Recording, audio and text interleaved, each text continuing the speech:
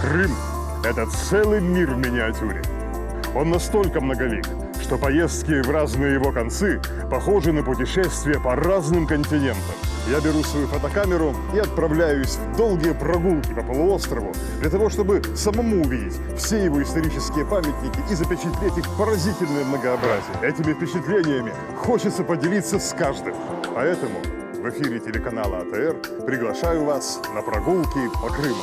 Прогулки по Крыму с Алексеем Гайворонским. Давайте вместе откроем эту землю.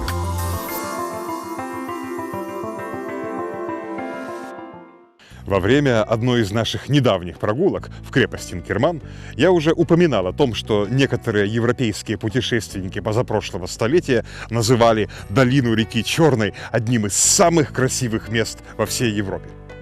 Здесь приятно побывать в любое время года. И сегодня я приглашаю вас в очередную прогулку по этим местам, к малоизвестным и малоисследованным памятникам Чернореченской долины.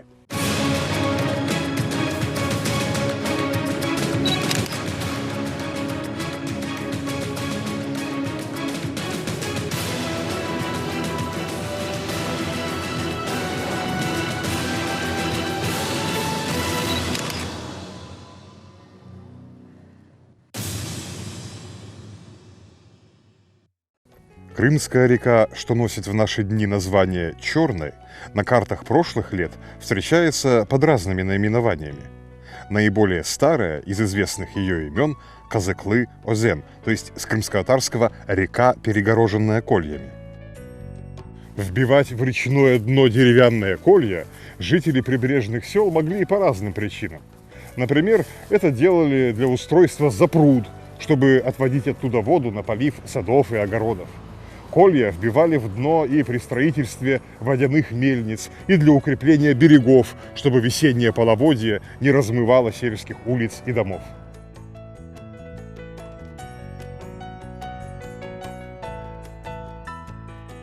Еще одно старое название этой реки – Бийук-Озен, то есть попросту «большая река». Несмотря на свою незначительную длину, Черная вполне заслуживает такого названия, ведь это одна из самых полноводных рек Крыма. В ней течет в 1,5 раза больше воды, чем в Салгире, и она никогда не пересыхает летом. А нынешнее название реки, Черная, закрепилось на картах середины XIX века. Оно не имеет ничего общего с цветом воды или берегов и является просто переделанным на русский лад словом «чоргунь». А Чоргунью, в свою очередь, называлось большое село, что стояло выше по реке в 10 километрах от Инкермана.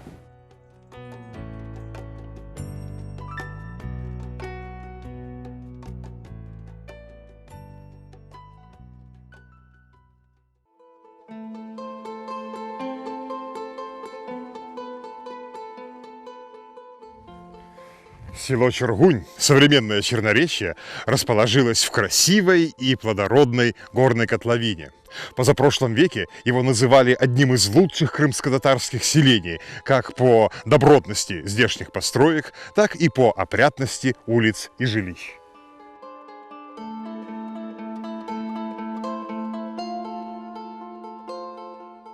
Столь же зажиточной Чоргунь была и за 2 века до того, в 17 столетии. По описаниям, она походила скорее на небольшой городок, чем на деревню. Ведь тут, помимо 1,5 сотен каменных домов и соборной мечети, имелась даже своя общественная баня, что для сел было редкость. До наших дней в Черноречье уцелело не так-то и много старинных построек, и одно из таких сохранившихся сооружений заметно издали и привлекает всеобщее внимание. Это Чоргунская башня. О ней ничего толком не знают экскурсоводы, и даже ученые-исследователи теряются в догадках о точном ее происхождении. Что ж, тем интереснее нам будет познакомиться с этим малоизученным памятником истории и архитектуры. Башня стоит прямо в центре села. Ее мощные 12-гранные стены возвышаются на 22 метра, а толщина их составляет местами до 3,5 метров.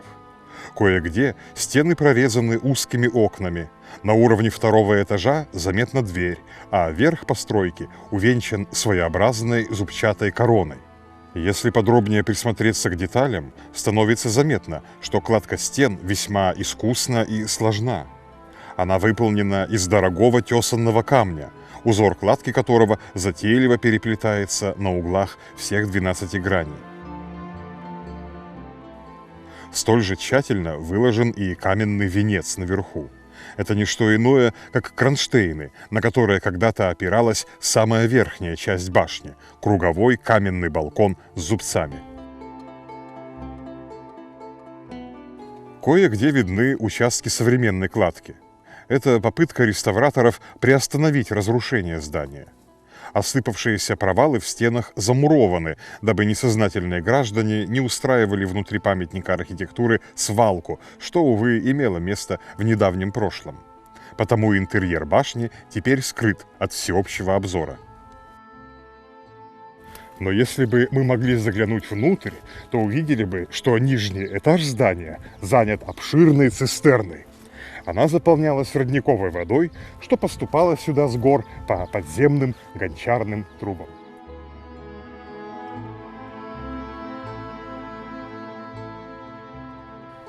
Выше, на 3 этажах, заметны следы камина, ниш для стенных шкафчиков, лестниц, межэтажных перекрытий. Как писали очевидцы, еще в XIX веке деревянные детали внутреннего убранства были в отличной сохранности. Однако кто и для чего возвел это весьма дорогое, прочное и столь искусно выстроенное сооружение? На первый взгляд, чургунское укрепление очень похоже на башни генуэзских крепостей в Алуште, Судаке, Чобан-Куле, а особенно в Балаклаве, что стоит всего в 8 километрах отсюда. Но генуэзцы всегда строили свои крепости на вершинах гор у самого берега моря, а Чургунская башня стоит в речной низине далеко от побережья, и горы поднимаются над ней со всех сторон.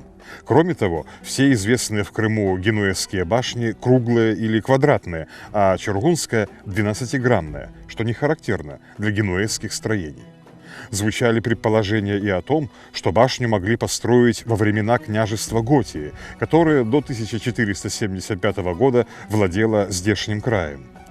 Правители Готии действительно возвели в горном Крыму десятки небольших крепостей, укреплений и укрытий, но Чургунская башня отличается от этих простых и грубых построек еще сильнее, чем от генуэзских.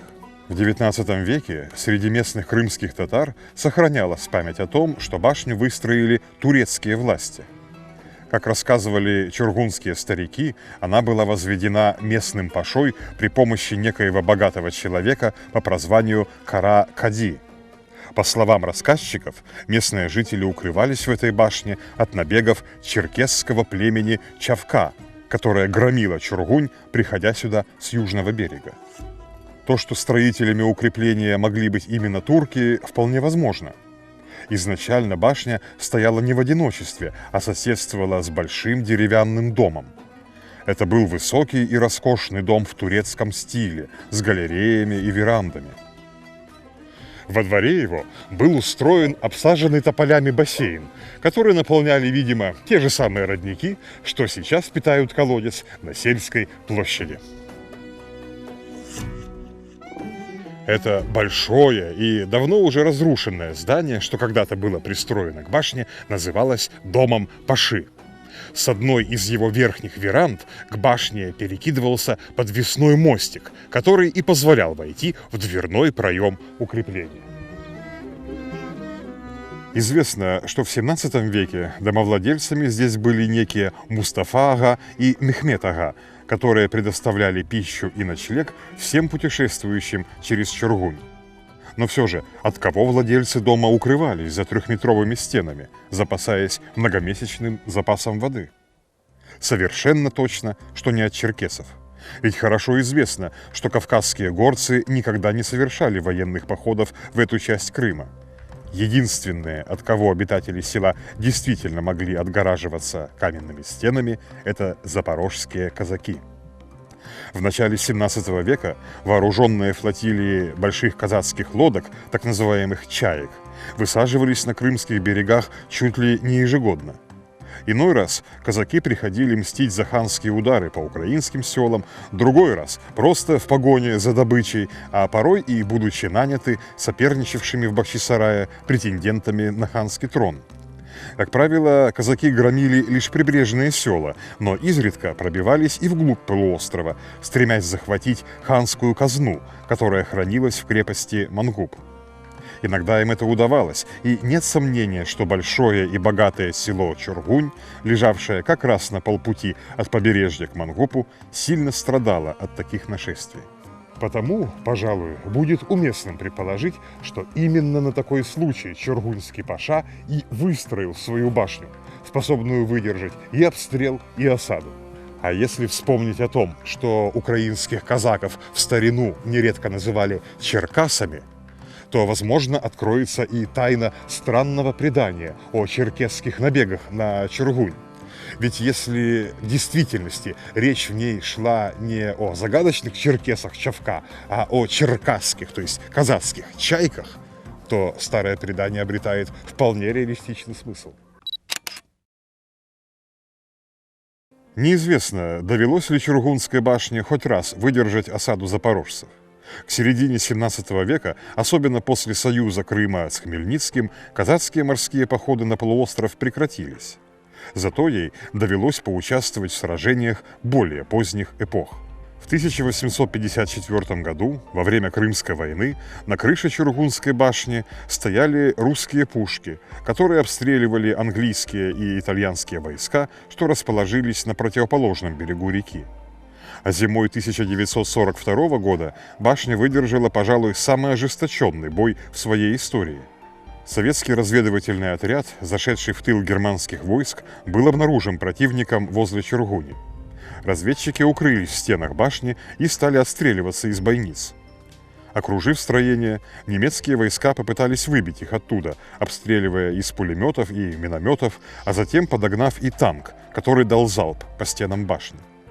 Перестрелка продолжалась всю ночь, а утром подошло советское подкрепление, и нацисты отступили. Старые стены успешно выдержали обстрел современным оружием, хотя и не бесследно. Поверхность камней до сих пор покрыта следами от пуль, а в нескольких местах старая кладка со временем обрушилась.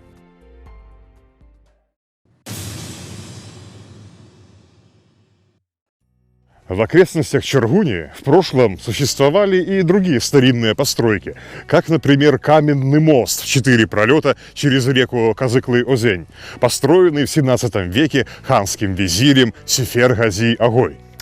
Этот мост до наших дней не сохранился, но зато на реке, неподалеку от села, имеется другое, весьма любопытное сооружение. Затерянное среди речных зарослей, оно производит впечатление глубокой древности, чем-то напоминая древнеримские сооружения. Но перед нами не остатки римских строений и не Визирский мост. Это постройка 19 столетия, и является она ничем иным, как акведуком, то есть каналом для пресной воды. Этот старинный водовод был построен в 1830-х годах английским инженером на русской службе Джоном Аптоном для того, чтобы доставлять пресную воду в ремонтные доки Севастопольского порта. Она требовалась там для того, чтобы, подержав некоторое время в пресной воде парусные корабли, избавиться от морских червей, разъедавших деревянную обшивку.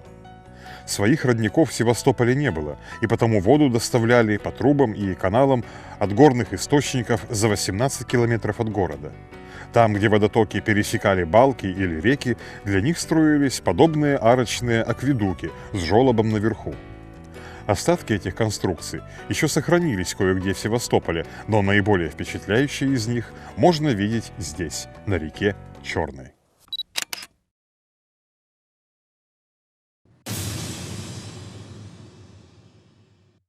Река Казыклы-Озень, она же река Черная, несет свои обильные воды по одному из самых красивых и самых богатых историческими памятниками уголков Крыма. Когда-нибудь, в пору цветов и зелени, мы еще вернемся в эту долину для того, чтобы полюбоваться ее пейзажами. А сегодняшнее наше путешествие подошло к концу, и я прощаюсь с вами до очередного выпуска «Прогулок по Крыму».